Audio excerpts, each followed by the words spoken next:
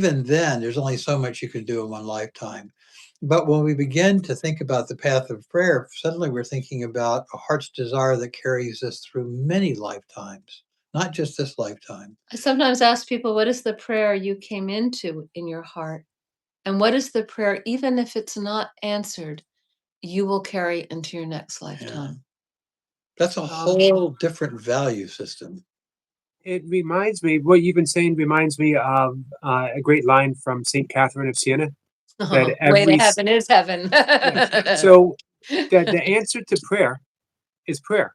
Yeah. Exactly. More prayer. More prayer.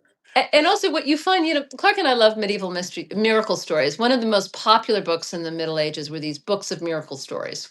And they're very entertaining and they're very funny and exciting. They were the popular literature of their day. Thieves come and disrupt you, love affairs happen, there's tragic accidents, whatever. And then there's a miracle.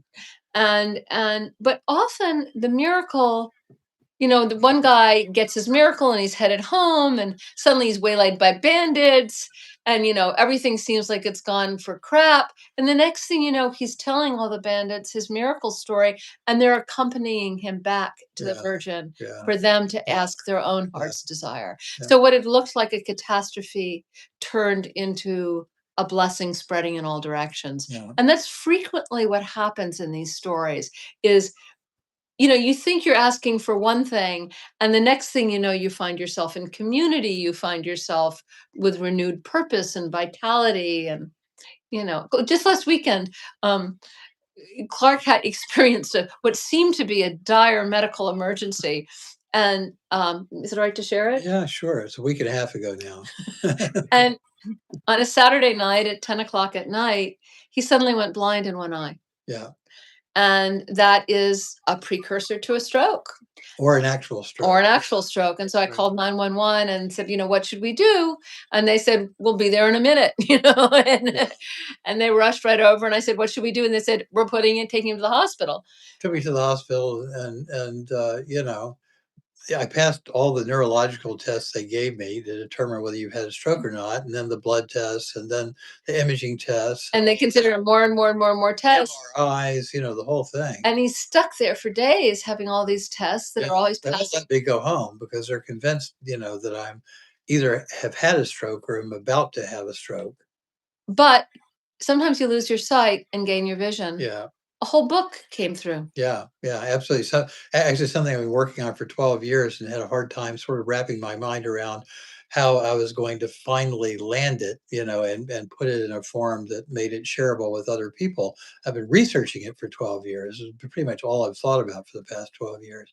And so I literally went in blind and came out with my eye open, with the vision. With a vision, yeah. And sometimes that's what happens, sometimes we have to be, but we learn in prayer, I think, to look around in all directions instead of to say fixated on one potential outcome. We begin to look around, but we have to call and we have to ask for help. There's a wonderful section in the Course in Miracles, Rules for Decision, where you wake up in the morning and you let everything go. And you say, I will make no decisions by myself today. And we ask Jesus or the Holy Spirit or Krishna, whatever symbol of the right mind resonates most with you. What should I do today? Where should I go? What should I say and to whom? And you say, if I make no decisions by myself, I will have this kind of day. Peaceful day, a day of complete trust, a day of whatever. And if you're not experiencing that day, you just examine your thoughts and you realize I must have chosen by myself. I didn't choose with guidance of the Holy Spirit. I didn't choose with guidance from Mother Mary.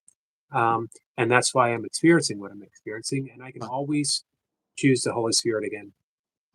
Beautiful. Wonderful. I mean, I think that's the way Clark and I live our lives. Sometimes I think from the outside world doesn't understand what that kind of life and choices make. And I think sometimes I've been kind of surprised by Clark and me, like our family many years ago, 30 years ago, Clark and I quit very successful jobs in the city and moved with our kids to a little ramshackle you know, house in the Catskill Mountains without much of a plan other than outdoors and love.